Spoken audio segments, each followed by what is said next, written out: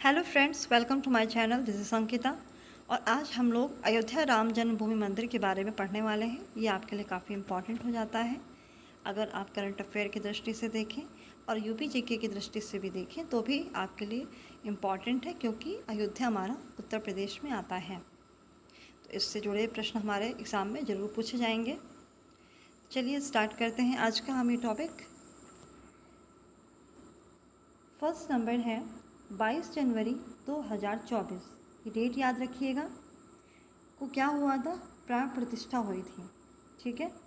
और क्वेश्चन कह रहा है कि 22 जनवरी 2024 को राम मंदिर में प्राण प्रतिष्ठा समारोह किसके द्वारा मनाया गया?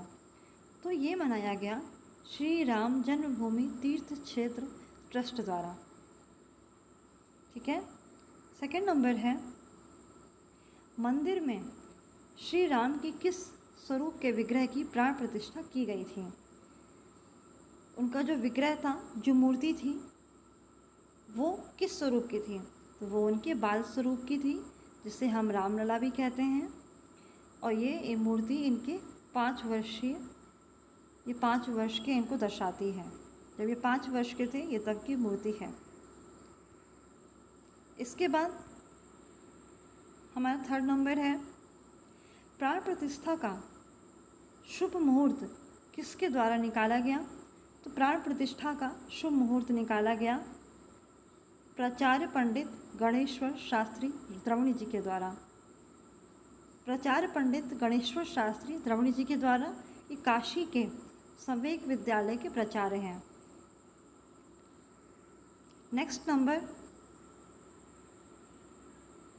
है हमारा फोर्थ।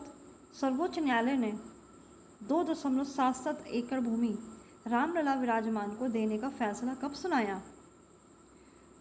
तो ये आपको दिया गया था 9 नवंबर 2019 को। 9 नवंबर 2019 को ये डेट याद रखिएगा। इसके बाद नेक्स्ट है श्री राम जन्मभूमि तीर्थ क्षेत्र ट्रस्ट के गठन की घोषणा सरकार ने कब करी? ये वही ट्रस्ट है जिसके द्वारा प्राण प्रतिष्ठा की गई थी। आपने यहाँ ऊपर देखा है। तो इसके गठन की घोषणा सरकार ने कब करी थी? तो ये घोषणा करी थी 5 फरवरी 2020 को, ठीक है। हम नेक्स्ट देखते हैं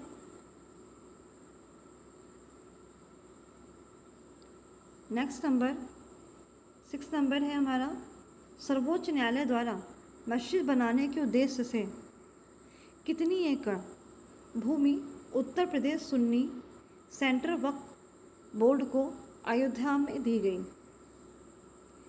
कितनी एकड़ भूमि दी गई थी? ये दी गई थी 5 एकड़, जिसे 2 हेक्टेयर भी कह सकते हैं। किन्हें दी गई थी? सुन्नी सेंट्रल वक्फ बोर्ड को ये इनको दी गई थी। Okay, next question is 7 number है हमारा श्री राम जन्मभूमि तीर्थ क्षेत्र के ट्रस्ट के अध्यक्ष कौन हैं? तो इनके अध्यक्ष हैं हमारे महंत नृत्य गोपाल दास जी। कौन है? महंत नृत्य गोपाल दास जी। और जो ये ट्रस्ट है आपका श्री राम जन्मभूमि तीर्थ क्षेत्र, इसमें 15 सदस्य हैं। कितने हैं? 15 सदस्यीय ये ट्रस्ट है। आगे आता है अयोध्या में प्राण प्रतिष्ठा के समय देश भर के 50 वाद्य यंत्रों की गूंजने वाली मंगल ध्वनि। कितने वाद्य यंत्र? 50, जो देश भर से अलग अलग जगह से आए थे। गूंजने वाली मंगल ध्वनि का निर्देशन किसने किया? तो ये निर्देशन किया था अयोध्या के प्रसिद्ध कवि यतीन्द्र मिश्रा जी ने। किन्होंने? यतीन्द्र मिश्रा जी ने। आई थिंक समझ में आ रहा होगा। हम नेक्स्ट क्वेश्चन देखते हैं। हमने यहाँ 8 क्वेश्चन देख लिया है। नेक्स्ट हम देखेंगे 9th नंबर।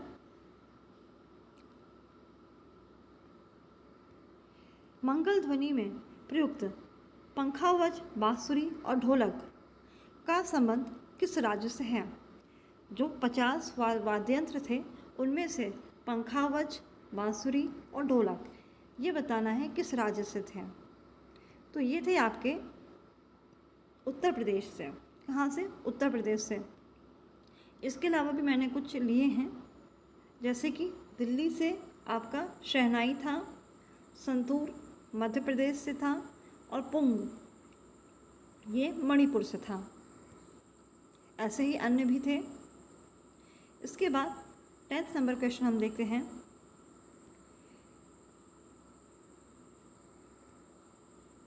अयोध्या राम जन्मभूमि मंदिर में मुख्य मंदिर कितने एकड़ ज़मीन में बनाया गया? अयोध्या राम जन्मभूमि मंदिर का मुख्य मंदिर कितने एकड़ ज़मीन में बना था? तो ये बना है आपका 2.77 एकड़ क्षेत्र में, जिसे आप 57,400 वर्ग फीट भी कह सकते हैं। याद रखिएगा, 2.77 क्षेत्र में। और जो कुल मंदिर है या फिर मंदिर परिसर आप कह सकते हैं, ये 70 एकड़ क्षेत्र में फैला है। कितने में? 70 एकड़ क्षेत्र में। नेक्स्ट वन आपका आता है 11 नंबर। ये है श्री राम मंदिर की आधारशिला कब और किसके द्वारा रखी गई? मंदिर की जो आधारशिला है ये कब और किसके द्वारा रखी गई? तो ये रखी गई थी नरेंद्र मोदी जी के द्वारा। कब रखी गई? 5 अगस्त 2020 को। नेक्स्ट हम देखते हैं क्वेश्चन नंबर 12। रामलला की प्राण प्रतिष्ठा का शुभ मुहूर्त कितनी अवधि का था? कितनी देर तक का आपका आप कितनी देर तक में राम लला जी की मूर्ति का प्राण प्रतिष्ठा कर सकते हैं? तो ये अवधि थी आपकी 84 सेकेंड की। कितनी? 84 सेकेंड की थी ये। अगला क्वेश्चन आता है कि श्री राम जन्मभूमि मंदिर में कितने मंडप हैं? तो 5 मंडप हैं। कितने मंडप हैं? 5 मंडप हैं, जिनके नाम भी दिए गए हैं, आप देख सकते हैं। श्री राम जन्मभूमि मंदिर में कितने मंडप हैं? तो ये हैं 5 मंडप, जिनमें से है नृत्य मंडप, रंग मंडप, सभा मंडप, प्रार्थना मंडप और कीर्तन। कौन से हैं? नृत्य, रंग, सभा, प्रार्थना और कीर्तन। आई होप आपको याद रहेगा। नेक्स्ट वन देखते हैं। नेक्स्ट नंबर इस 14। क्या कह रहा है क्वेश्चन? क्या कह रहा है? राम मंदिर किस नदी के किनारे स्थित है? तो राम मंदिर आपका सरयू नदी के किनारे स्थित है। कहाँ स्थित है? सरयू नदी के किनारे। इसके बाद नेक्स्ट कहता है क्वेश्चन, राम मंदिर के कुल के मुख्य वास्तुकार कौन हैं, या जिन्हें कहें चीफ आर्किटेक्ट कौन है? किसने भवन जो मंदिर निर्माण हुआ है उसके शिल्पकार कौन हैं? तो ये हैं अहमदाबाद के चंद्रकांत सोमपुरा। चंद्रकांत सोमपुरा जिन्हें अन्य मंदिर को भी डिज़ाइन किया है। उसके अलावा राम मंदिर के अलावा भी और भी ऐसे मंदिर हैं जिनको इन्होंने ही डिज़ाइन किया है। जैसे कि आप देख सकते हैं गुजरात में सोमनाथ मंदिर और अक्षरधाम मंदिर परिसर, ये भी गुजरात में ही है आपका। उसके अलावा मुंबई में स्वामी नारायण मंदिर और कोलकाता में बिरला मंदिर। ये 4 मंदिर यहाँ पर दिए हैं। हो सकता है आपसे ये भी पूछ लें, तो मैंने इसे भी यहाँ पे जो मुझे इम्पोर्टेंट लगा है वो नोट्स के रूप में मैंने आपको यहाँ पे दिखाया है। आगे देखते हैं। नेक्स्ट नंबर 16 है, अयोध्या राम जन्मभूमि मंदिर किस शैली में बनाया गया? तो ये जो है अयोध्या राम मंदिर आपका गुप्त काल में उभरी नागर शैली में। किस शैली में? नागर शैली में। आगे देखते हैं।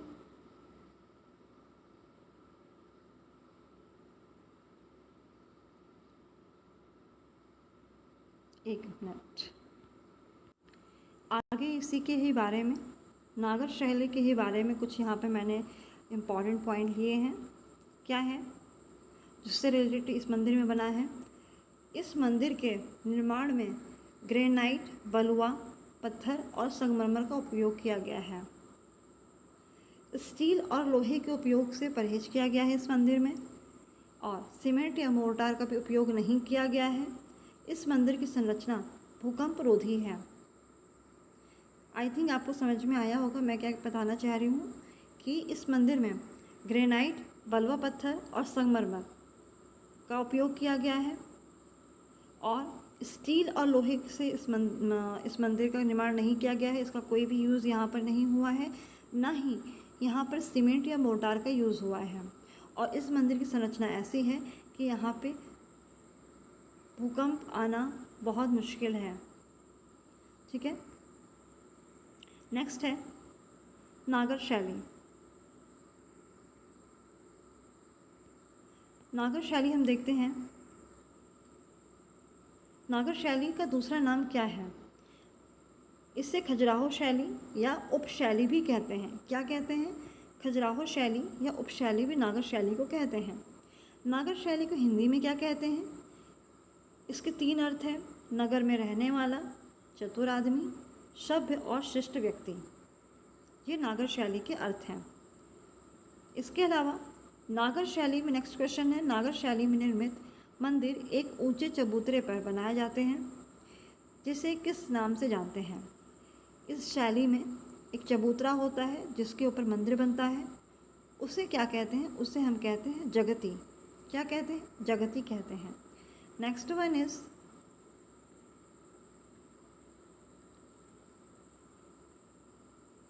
नागर शैली में मंदिर के मुख्य भाग में प्रमुख देवता की मूर्ति रखी जाती है, उसे क्या कहते हैं?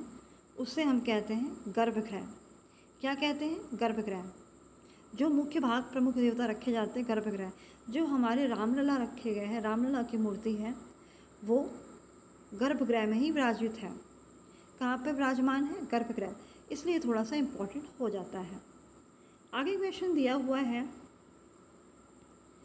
21 नंबर है हमारा। मंदिर के गर्भगृह में स्थित रामलला मूर्ति के निर्माण में किस पत्थर का उपयोग हुआ है? किस पत्थर को उपयोग हुआ है? इसमें हुआ है कृष्णशिला या शिला पत्थर। कृष्णशिला या शिला पत्थर, इसी पत्थर के शालिग्राम भगवान जी हैं, वही पत्थर से ही ये रामलला जी की मूर्ति का निर्माण हुआ है। नेक्स्ट वन, रामलला जी की मूर्ति का निर्माण किसने किया? तो रामलला जी की जो मूर्ति का निर्माण हुआ है वो अरुण योगी राज जी के द्वारा हुआ है। किनके द्वारा? अरुण योगी राज जी के द्वारा। रामलला की जो मूर्ति है वो कितनी बड़ी है? वो 51 इंच की मूर्ति है। कितनी है? उस मूर्ति की जो लंबाई है वो 51 इंच है। इसके बाद राम मंदिर की ऊंचाई कितनी फीट है? तो राम मंदिर की ऊंचाई 161 फीट है, याद रखिएगा, इम्पॉर्टेंट है काफ़ी। नेक्स्ट वन देखते हैं, स्वतंत्र भारत के इतिहास का सबसे लंबा आयोग कौन सा है? जिसमें फैसला आने में बहुत टाइम लग गया, कौन सा आयोग है?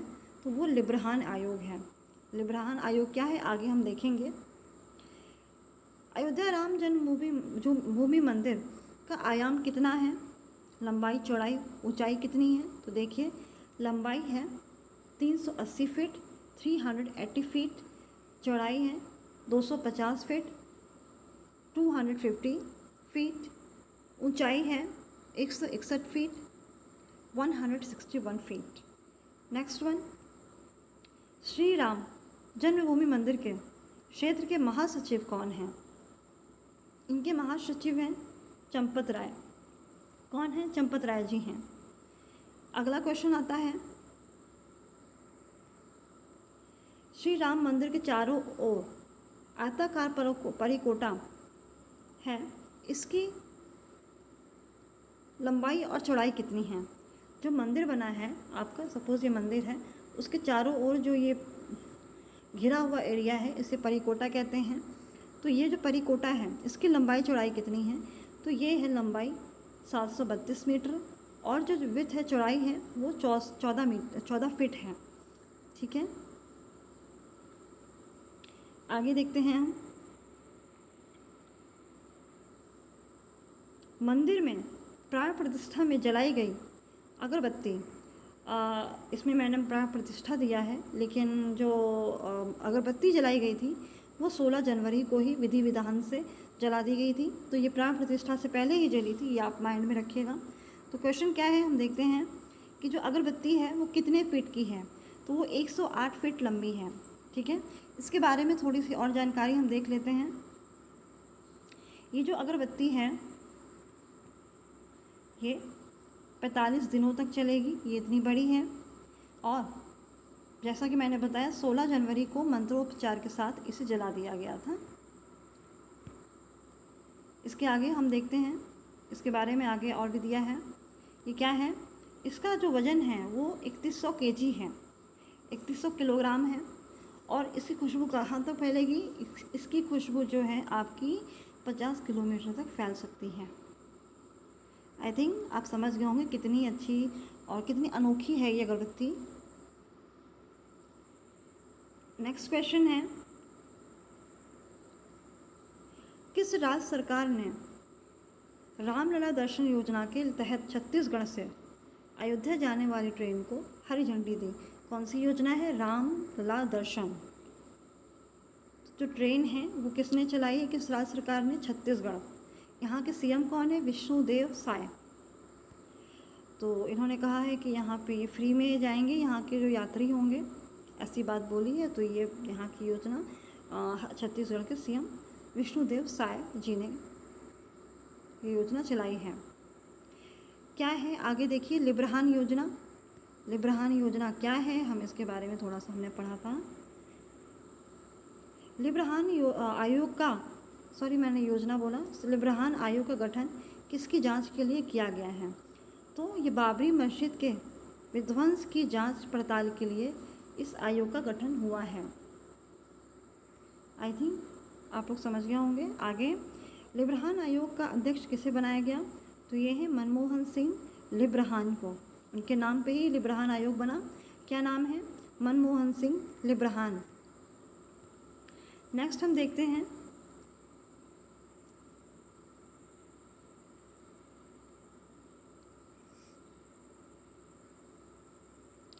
लिब्रहान आयोग का गठन कब हुआ था?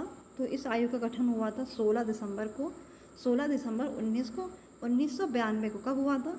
16 दिसंबर 1992 को लिब्रहान आयोग का गठन हुआ था। और पीएम मोदी द्वारा स्वच्छ तीर्थ स्थलों की स्वच्छता के लिए कौन सा अभियान शुरू किया गया है? स्वच्छ तीर्थ स्थलों की स्वच्छता के लिए तो ये है स्वच्छ मंदिर अभियान। ये जो अभियान है मकर संक्रांति, जो कि 14 फरवरी से शुरू 14 फरवरी को होती है, कभी कभी 15 को भी हो जाती हैं, से स्टार्ट होके, लेकिन 14 फरवरी से स्टार्ट होगी, से स्टार्ट होके 22 जनवरी तक चलती है। आगे है, रेल मंत्रालय ने अयोध्या जंक्शन का नाम बदलकर क्या रखा है? तो रेल मंत्रालय ने अयोध्या जंक्शन का नाम बदलकर अयोध्या धाम रखा है, अयोध्या धाम। ठीक है।